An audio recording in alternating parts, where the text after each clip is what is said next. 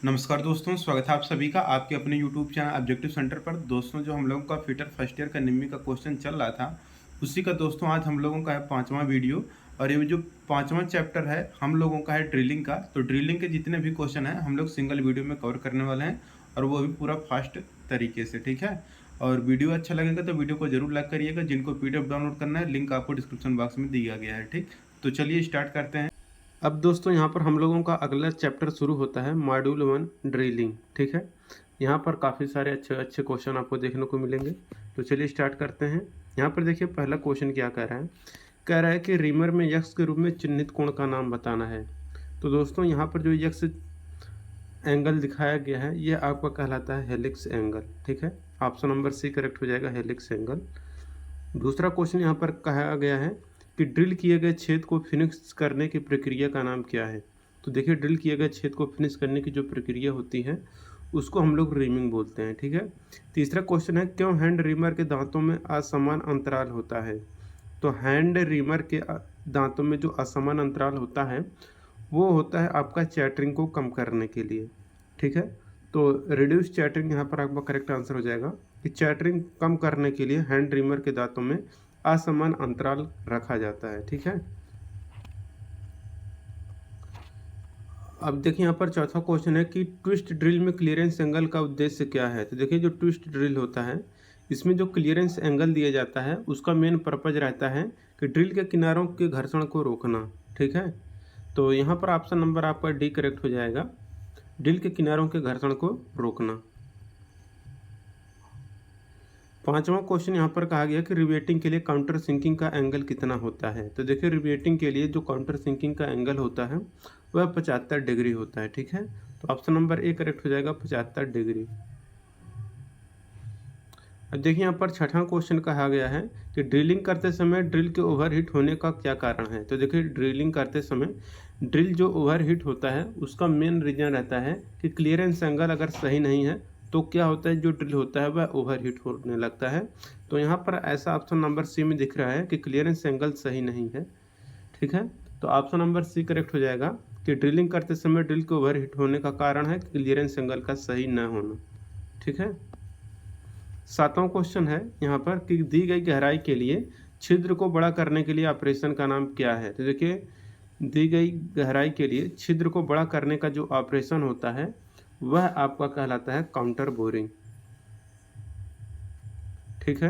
तो counter boring आपका यहाँ पर करेक्ट आंसर हो जाएगा।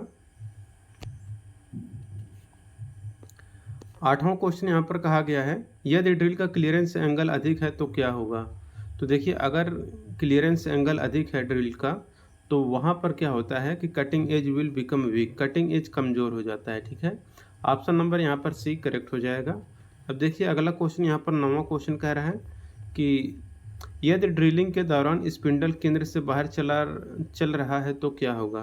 तो यदि ड्रिलिंग के दौरान स्पिंडल केंद्र से बाहर की ओर चल रहा है तो वहाँ पर ओवर साइज होल प्राप्त होता है, तो अधिक आकार का छेद बन जाता है। ऑप्शन नंबर यहाँ पर डी करेक्ट हो जाएगा।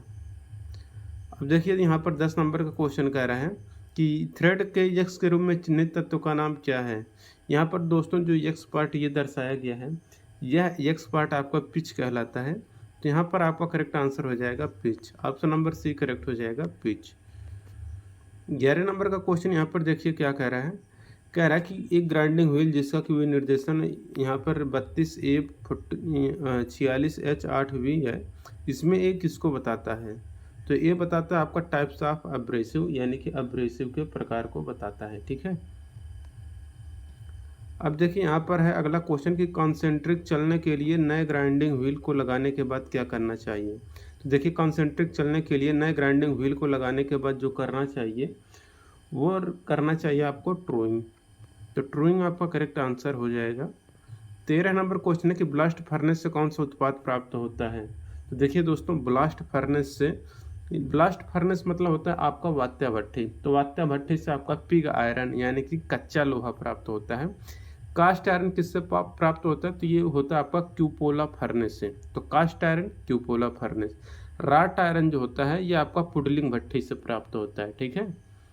तो ब्लास्ट फर्नेस से पिग आयरन, क्यूपोला फर्नेस से कास्ट आयरन, राट आयरन आपका पुडलिंग भट्ठी से प्राप्त होता है। ठीक है। 14 नंबर का क्वेश्चन कह रहा है कि मैग्नेट, बॉल बेयरिंग और कटिंग टूल के निर्माण के लिए किस धातु का उपयोग किया जाता है?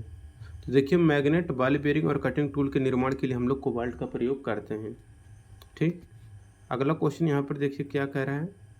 अगला क्वेश्चन है यहाँ पर 15 नंबर का कि पायराइट अयस्क में कितना प्रतिशत तांबा होता है? तो देखिए, जो पायराइट अयस्क होता है इसमें आपका 0.32 आपका तांबा होता है। ठीक है। कौन सी धातु कई प्रकार के अम्लों के लिए प्रतिरोधी है? देखिए, जो कई प्रकार के अम्लों के लिए प्रतिरोधी है वह है आपका लीड यानी कि लेड। 17 नंबर क्वेश्चन है, टेलीस्कोपिक गेज का उपयोग कहाँ पर किया जाता है? तो जो टेलीस्कोपिक गेज होता है इसका प्रयोग हम लोग छेद स्लॉट के आकार को मापने के लिए करते हैं। ठीक है। तो यहाँ पर 17 का आपका डी आंसर करेक्ट हो जाएगा। टेलीस्कोपिक गेज का प्रयोग हम लोग छेद और स्लॉट के आकार को मापने के लिए करते हैं।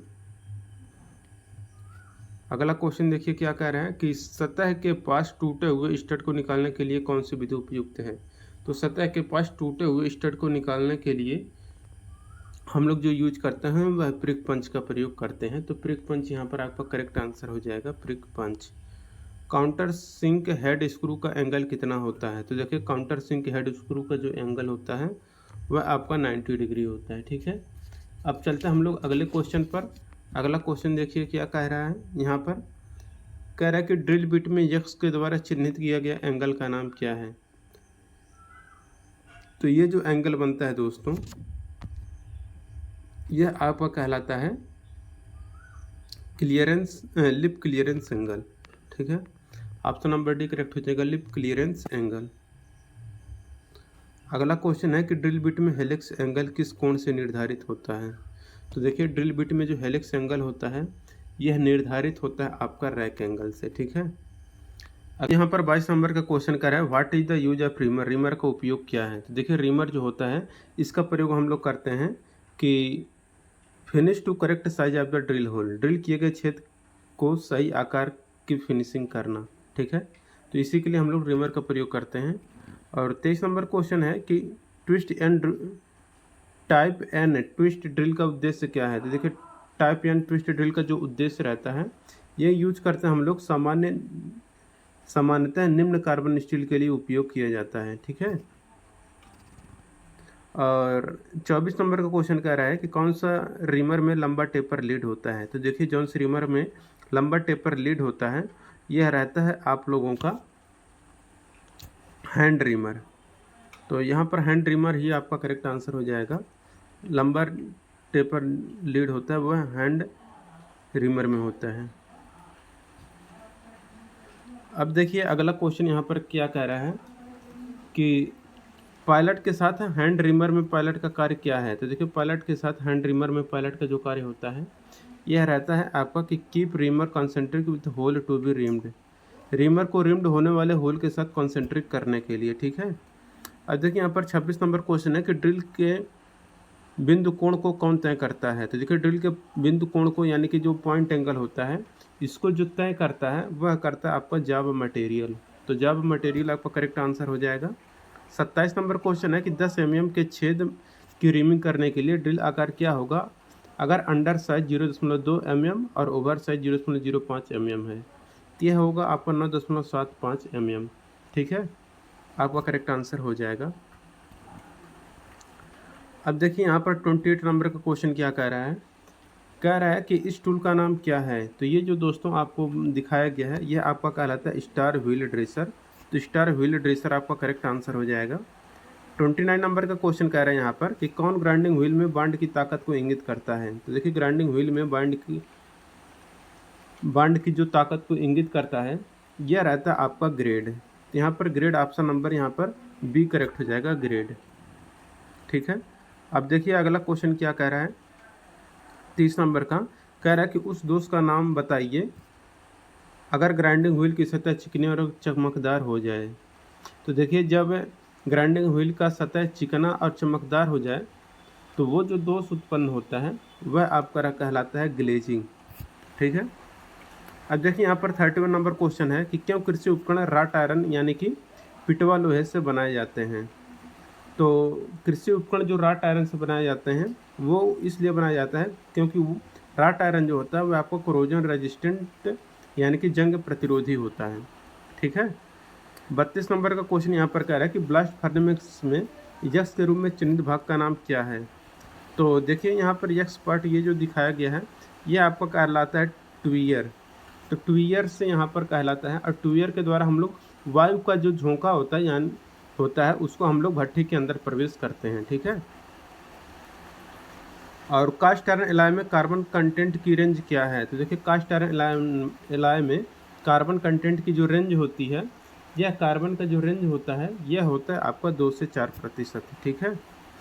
अगला है कि माइक्रोमीटर में यक्स के रूप में चिन्हित भाग का नाम बताना है। तो ये जो यक्स भाग है दोस्तों ये आपका कहलाता है थिम्बल। ठीक है। तो यहाँ पर आपका थिम्बल करेक्ट आंसर हो जाएगा ऑप्शन नंबर सी। अब देखिए अगला क्वेश्चन क्या कह रहा है। अगला क्वेश्चन यहाँ पर 35 नंबर का यहाँ पर है, कह रहा है कि टूटे हुए स्टड को हटाने की विधि क्या है। तो देखिए टूटे हुए स्टड को निकालने की जो विधि होती है वह कहलाता है आपका प्रिक पंच मेथड। ठीक है। तो प्रिक पंच मेथड यहाँ पर ये आपका करेक्ट आंसर हो जाएगा। एक ड्रिल किए गए छेद के अंत को बेवलिंग का कार्य क्या है। तो देखिए एक ड्रिल किए गए छेद के अंत को बेवलिंग करने का जो कार्य किया जाता है वह काउंटर सिंकिंग होता है। ठीक है। अब 37 नंबर का क्वेश्चन कह रहा है कि यदि क्लियरेंस कोण गलत है तो क्या प्रभावित होगा। तो देखिए यदि क्लियरेंस एंगल अगर गलत है तो आपका ओवर हीटेड ड्रिल होगा यानी कि जो ड्रिल होगा वह ओवर हीट हो जाएगा। ठीक है। यक्स के रूप में चिन्हित भाग का नाम बताना है। तो यहाँ पर देखिए ये जो यक्स पार्ट है यह आपका क्या है। देखिए यक्स पार्ट यहाँ पर दिया गया है ये आपका है निगेटिव रैक एंगल। ठीक है। यक्स पार्ट आपका निगेटिव रैक एंगल है। 39 नंबर क्वेश्चन है कि आंतरिक मैट्रिक मॉर्स टेपर होल्स को रिमिंग करने के लिए किस रिमर का उपयोग किया जाता है। तो आंतरिक मैट्रिक मॉर्स टेपर होल को रिमिंग करने के लिए जो रिमर यूज किया जाता है वह socket reamer with parallel shank होता है। समानांतर शैंक के साथ सॉकेट रिमर आपका करेक्ट आंसर हो जाएगा। ठीक है। अब देखिए अगला क्वेश्चन क्या कह रहा है। अगला क्वेश्चन कह रहा है कि इस रिमर का नाम बताइए। तो ये जो रिमर है दोस्तों यह आपका कहलाता है हैंड रिमर। तो हैंड रिमर आपका करेक्ट आंसर हो जाएगा। दूसरा क्वेश्चन यहाँ पर देखिए कह रहा है यक्स से चिन्हित भाग का नाम बताना है। तो यहाँ पर दोस्तों ये जो यक्स पार्ट आपको दिखाया गया है यह आपका आर्बर कहलाता है। ठीक है। 42 नंबर का क्वेश्चन है कि कौन से रिमर में एक लंबा टेपर लीड होता है। देखिए जिस भाग में लंबा टेपर लीड होता है वह रहता है आपका हैंड रिमर। तो hand reamer option number b यहाँ पर आपका करेक्ट हो जाएगा। ड्रिल किए गए होल पर किस प्रकार का दोष है। तो देखिए ये ड्रिल किए गए होल पर जिस प्रकार का ये दोष है ये आपका कहलाता है ओवर साइज्ड होल। ठीक है। तो oversized hole option number c यहाँ पर करेक्ट हो जाएगा। अगला क्वेश्चन है कि अगर ग्राइंडिंग व्हील के छिद्र बंद हो जाएं तो क्या दोष होगा। तो अगर ग्राइंडिंग व्हील का जो छिद्र है अगर वह बंद हो जाता है तो उसको हम लोग को कहते हैं लोडिंग। ठीक है। तो लोडिंग आपका करेक्ट आंसर हो जाएगा। 45 नंबर क्वेश्चन है कि किस कास्ट आयरन में मशीन टूल में कंपन और टूल चैटरिंग को कम करने की क्षमता होती है। तो देखिए जिस कास्ट आयरन में मशीन टूल में कंपन और टूल चैटरिंग को कम करने की क्षमता होती है वह ग्रे कास्ट आयरन होता है। ठीक है। अगला क्वेश्चन है कि राट आयरन यानी कि पिटवा लोहे के उत्पादन के लिए किस भट्ठी का उपयोग किया जाता है। तो देखिए ब्लास्ट फर्नेस में आपका कौन सा होता है pig iron. Cast iron cupola furnace. Puddling में आपका राट आयरन यानी कि पिटवा लोहा होता है। ऑप्शन नंबर यहाँ पर सी करेक्ट हो जाएगा। ठीक है। पुडलिंग भट्ठी करेक्ट आंसर हो जाएगा। 47 नंबर का क्वेश्चन देखिए कह रहा है कि जस्ता निकालने के लिए किस अयस्क का उपयोग किया जाता है। तो देखिए जस्ता निकालने के लिए हम लोग जो यूज करते हैं वह कैलेमाइन का प्रयोग करते हैं। अगला क्वेश्चन यहाँ पर देखिए 48 नंबर का क्वेश्चन है किस उपकरण का उपयोग बियरिंग की आंतरिक क्लियरेंस की जांच करने के लिए किया जाता है। तो जिस उपकरण का उपयोग बियरिंग की आंतरिक क्लियरेंस की जांच करने के लिए किया जाता है वह रहता है आपका फिलर गेज। तो फिलर गेज आपका करेक्ट आंसर हो जाएगा। यहाँ पर यक्स पार्ट का नाम बताना है। तो देखिए यहाँ पर जो यक्स पार्ट आपको दोस्तों दिखाया गया है यह यक्स पार्ट आपका कहलाता है fingers. Option number c correct हो जाएगा फिंगर्स। अब 50 नंबर का क्वेश्चन यहाँ पर कह रहा है कि एक्मी थ्रेड का एंगल कितना होता है। तो एक्मी थ्रेड होता है आपका 29 डिग्री। डाई स्टॉक में सेंटर स्क्रू का लाभ क्या है। तो देखिए डाई स्टॉक में सेंटर स्क्रू जो होता है ये कट की गहराई को समायोजित करने के लिए यूज किया जाता है। तो डाई स्टॉक में सेंटर स्क्रू का प्रयोग हम लोग कट की गहराई को समायोजित करने के लिए करते हैं। अब देखिए यहाँ पर अगला क्वेश्चन यहाँ पर कह रहा है कि यक्स के रूप में चिन्हित तत्व का नाम बताना है। तो यहाँ पर दोस्तों ये जो यक्स पार्ट है यह आपका कहलाता है थ्रेड एंगल। ठीक है, तो ये जो है ये आपका थ्रेड एंगल कहलाता है। ऑप्शन नंबर डी करेक्ट हो जाएगा। 53 नंबर क्वेश्चन कह रहा है यहाँ पर कौन सा पद एक पूर्ण घुमाव में स्क्रू की अक्षीय गति का वर्णन करता है। तो एक पूर्ण घुमाव में स्क्रू की अक्षीय गति का जो वर्णन करता है वह कहलाता है आपका लीड। ड्रिल बिट का साइज कैसे मापा जाता है। तो देखिए ड्रिल बिट का जो साइज मापते हैं वह हम लोग नापते हैं बिटवीन द लैंड्स के बीच की दूरी से। ठीक है, सामान्य प्रयोजन ड्रिल का हेलिक्स एंगल कितना होता है। तो सामान्य यानी कि जनरल पर्पज़ के लिए ड्रिल का जो एंगल होता है वह 27.5 डिग्री होता है। तो 27.5 डिग्री आपका करेक्ट आंसर हो जाएगा। अब देखिए इस टूल का नाम आपको बताना है। तो ये जो टूल है ये आपका कहलाता है काउंटर सिंक विथ पायलट। ठीक, तो काउंटर सिंक विथ पायलट आपका करेक्ट आंसर हो जाएगा। काउंटर सिंक के साथ पायलट आपका करेक्ट आंसर। अगला क्वेश्चन है एक रीमर का कौन सा भाग चिप्स निकालने के लिए डिजाइन किया जाता है। तो देखिए रीमर का जो भाग चिप्स निकालने के लिए किया जाता है वह आपका रहता है फ्लूट। तो फ्लूट आपका करेक्ट आंसर हो जाएगा। 58 नंबर क्वेश्चन कह रहा है कि टाइप एस ट्विस्ट ड्रिल का उद्देश्य क्या है। तो टाइप एस ट्विस्ट ड्रिल का जो उद्देश्य रहता है यह हम लोग यूज करते हैं नरम और सख्त सामग्री के उपयोग के लिए। तो नरम और सख्त सामग्री यहाँ पर आपका करेक्ट आंसर हो जाएगा।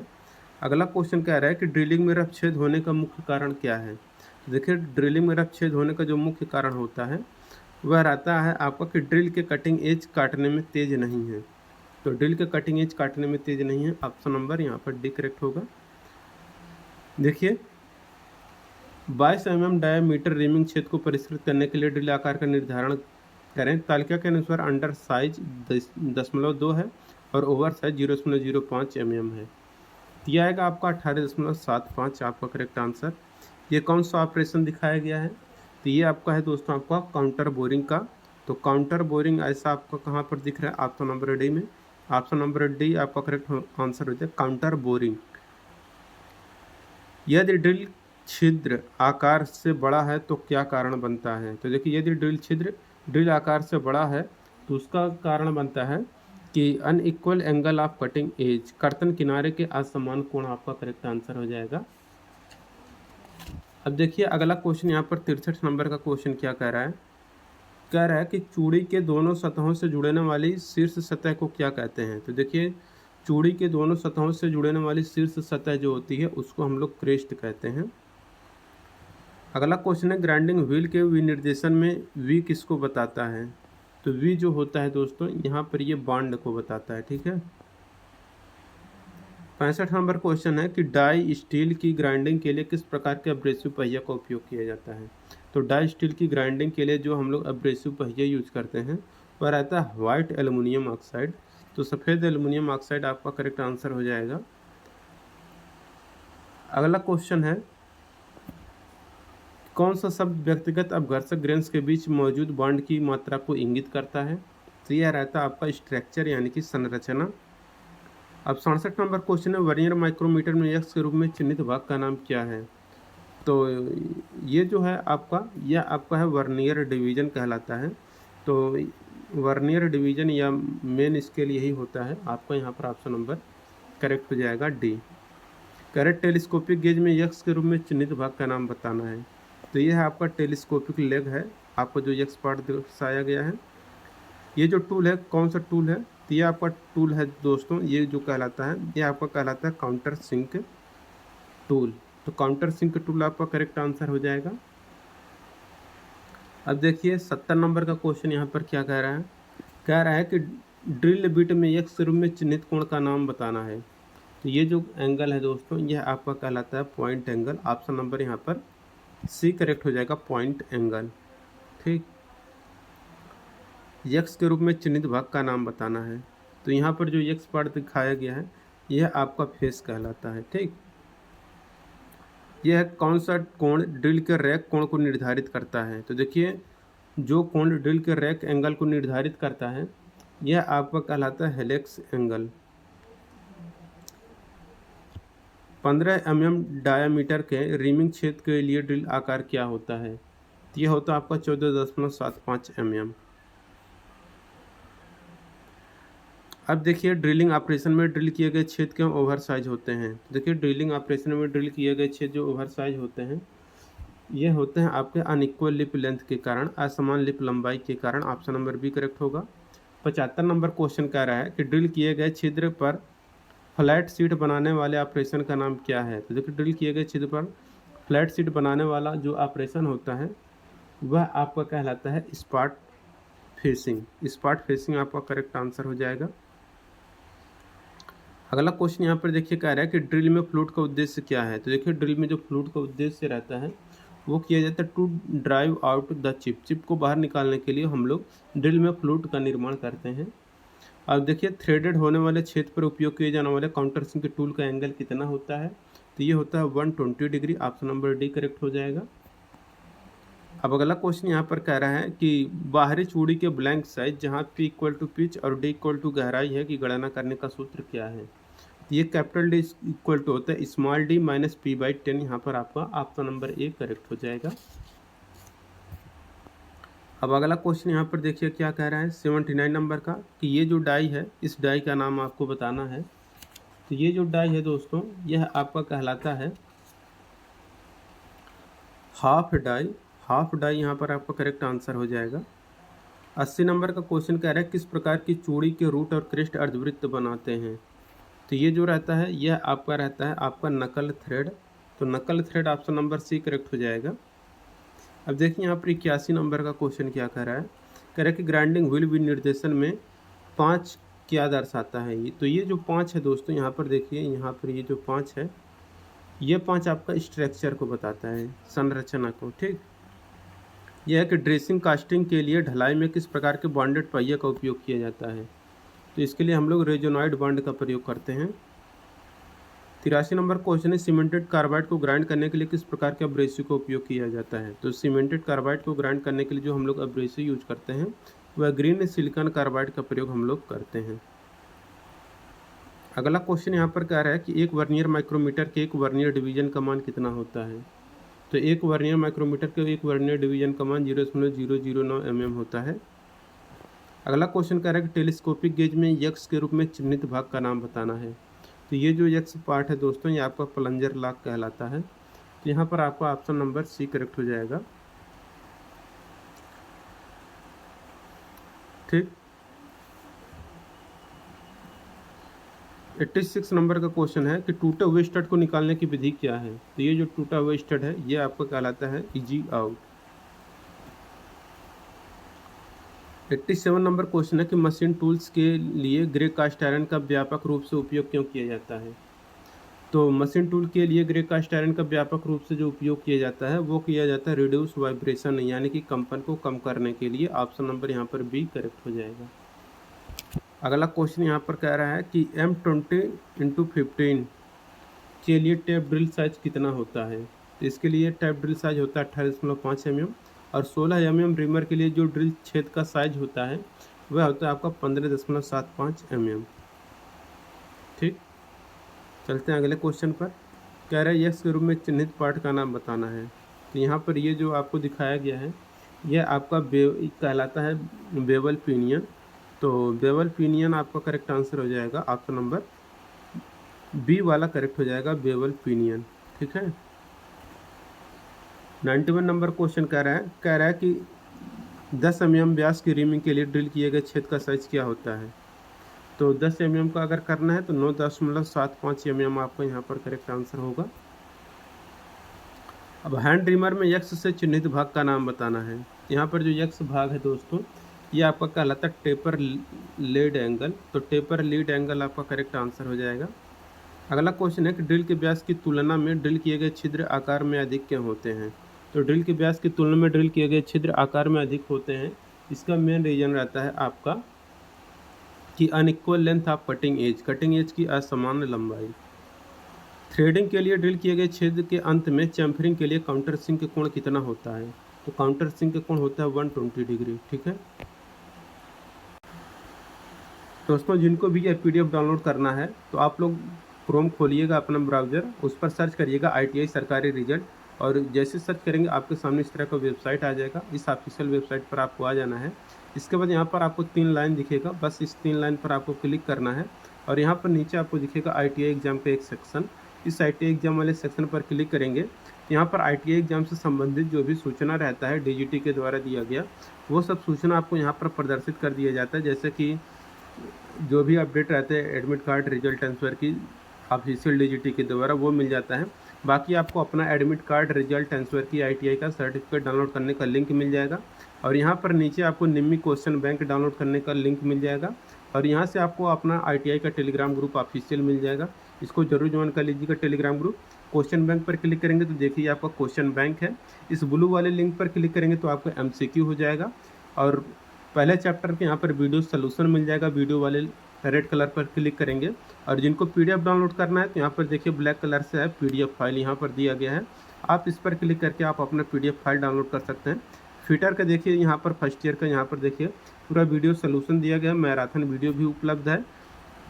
और तो और यहाँ पर देखेंगे PDF फाइल यहाँ पर दिया गया है, यहाँ से जाके आप अपना डाउनलोड कर सकते हैं। इसी तरह से सभी ट्रेड का यहाँ पर दिया गया है। बाकी कोई और डाउट होगा तो आप लोग यहाँ से प्राप्त कर सकते हैं, पूछ सकते हैं कमेंट बॉक्स में। तो ये हो गया 94 नंबर का क्वेश्चन, और 95 नंबर का क्वेश्चन देखिए क्या कह रहा है। तो 95 नंबर का क्वेश्चन यहाँ पर कह रहा है कि इस थ्रेड का नाम बताना है। तो ये जो थ्रेड दोस्तों आप लोगों को दिखाया गया है, यह थ्रेड है आपका शॉर्ट टूथ थ्रेड। तो शॉर्ट टूथ थ्रेड आपका करेक्ट आंसर हो जाएगा। यक्स के रूप में चिन्हित भाग का नाम बताना है। यहाँ पर जो यक्स पार्ट दोस्तों ये दिखाया गया है, यह आपका कहलाता है हेलिक्स एंगल। ठीक है, डाई स्टॉक में केंद्र स्क्रू क्यों प्रदान किया जाता है। तो देखिए डाई स्टॉक में केंद्र स्क्रू जो प्रदान किया जाता है वो किया जाता है to adjust the depth of cut की गहराई को समायोजित करने के लिए। ऑप्शन नंबर बी यहाँ पर आपका करेक्ट हो जाएगा। मीट्रिक वी थ्रेड का सन्निहित एंगल कितना होता है। तो देखिए मैट्रिक वी थ्रेड का जो सन्निहित एंगल होता है यह आपका होता है 60 डिग्री। कह रहा है कि ग्राइंडिंग व्हील में 32A 46 या 8 मालूम 46 किसको बताता है। ये जो 46 है यह आपका दोस्तों बताता है ग्रेन साइज को। तो आपका ऑप्शन नंबर बी करेक्ट हो जाएगा, ग्रेन साइज। ये 100 नंबर क्वेश्चन यहाँ पर देखिए कह रहा है ग्राइंडिंग व्हील में प्रयुक्त उपकरण का नाम क्या है। तो ये जो उपकरण है ये आपका कहलाता है डायमंड ड्रेसर। तो डायमंड ड्रेसर आपका करेक्ट आंसर हो जाएगा। एल्युमिनियम धातु का रंग कैसा होता है। तो देखिए एल्युमिनियम धातु का रंग होता है ये आपका वाइट होता है, यानी कि सफ़ेद। ग्राइंडिंग व्हील निर्देशन में ये जो होता है इसमें एच किसको बताता है। तो एच जो होता है दोस्तों यह आपका ग्रेड को बताता है। ठीक है, तो यहाँ पर ग्रेड आपका करेक्ट आंसर हो जाएगा। क्यों प्रिसीजन उपकरण इनवार स्टील के बने होते हैं। तो देखिए जो प्रिसीजन उपकरण होते हैं ये इनवार स्टील के बने होते हैं क्योंकि इसका जो least coefficient of fraction expansion यानी कि विस्तार का कम गुणांक के कारण, तो एक्सपेंशन जो कोफिशिएंट होता है वह बहुत कम होता है, जिसके कारण हम लोग जो प्रिसीजन उपकरण होते हैं यानी कि जो सूक्ष्म मापी उपकरण होते हैं वह हम लोग इनवार स्टील के बनाते हैं। अब देखिए अगला क्वेश्चन यहाँ पर है 104 नंबर का। 104 नंबर का क्वेश्चन कह रहा है यहाँ पर कि वर्नियर माइक्रोमीटर में रीडिंग की गणना करें। ये जो वर्नियर माइक्रोमीटर की रीडिंग है, ये वर्नियर माइक्रोमीटर की रीडिंग जो होती है यह आपका होता है 9.963। यहाँ पर ऑप्शन नंबर बी आपका करेक्ट हो जाएगा। अगला क्वेश्चन है 105 नंबर का। यहाँ पर कह रहा है कि ब्लास्ट फर्नेस में डाले गए अयस्क में चूने के पत्थर फ्लक्स के रूप में क्यों मिलाए जाते हैं। यह मिलाया जाता है टू फार्म मोल्टर स्लैग को बनाने के लिए। ऑप्शन नंबर यहाँ पर ए करेक्ट हो जाएगा। 106 नंबर क्वेश्चन है कि कौन से माइक्रोमीटर में निहाई को आंतरिक रूप से बदलने का प्रावधान होता है। तो आंतरिक रूप से बदलने का जो प्रावधान होता है वो रहता है स्क्रू थ्रेड माइक्रोमीटर। तो स्क्रू थ्रेड माइक्रोमीटर आपका करेक्ट आंसर हो जाएगा। अगला है कि स्क्रू थ्रेड माइक्रोमीटर का कौन सा वायर चयन का स्वरूप निश्चित करता है। तो चयन का स्वरूप जो निश्चित करता है वो रहता है type of thread and pitch, चूड़ी का प्रकार और पिच आपको यहाँ पर करेक्ट आंसर हो जाएगा। अगला क्वेश्चन यहाँ पर देखिए कह रहे हैं कि टेलीस्कोपिंग गेज से क्या नापा जाता है। तो देखिए टेलीस्कोपिक गेज से हम लोग नापते हैं छिद्र, स्लॉट और रेसेस। तो होल, स्लॉट और रेसेज आपका करेक्ट आंसर हो जाएगा। ब्लास्ट फर्नेस से क्या उत्पन्न होता है। तो ब्लास्ट फर्नेस से आपका यानी कि वात्या भट्ठी से पिग आयरन, क्यूपोला फर्नेस से कास्ट आयरन, हराट आयरन आपको पुडलिंग भट्ठी से प्राप्त होता है। टेलीस्कोपिक गेज का न्यूनतम आयाम का माप क्या है। तो ये होता है दोस्तों आपका 8 mm। ठीक है, टेलीस्कोपिक गेज का न्यूनतम आयाम 8 mm होता है। अगला क्वेश्चन कह रहा है कि 8 mm आयाम से नीचे वाली माप के लिए कौन सा यूज किया जाता है। ये रहता था आपका small hole gauge, option number b यहाँ पर करेक्ट हो जाएगा, स्मॉल होल गेज। कह रहा है यहाँ पर कि किस कास्ट आयरन में मशीन टूल में टूल चैटर को कम करने की क्षमता होती है। तो ये टूल चैटर को कम करने की जो क्षमता होती है ये आपका होता है ग्रे कास्ट आयरन में। ठीक है, तो यहाँ पर दोस्तों ड्रिलिंग चैप्टर पूरा कंप्लीट होता है। वीडियो अच्छा लगा हो तो वीडियो को लाइक करिए, अपने दोस्तों के साथ शेयर करिए। मिलेंगे नेक्स्ट वीडियो में। Thank you.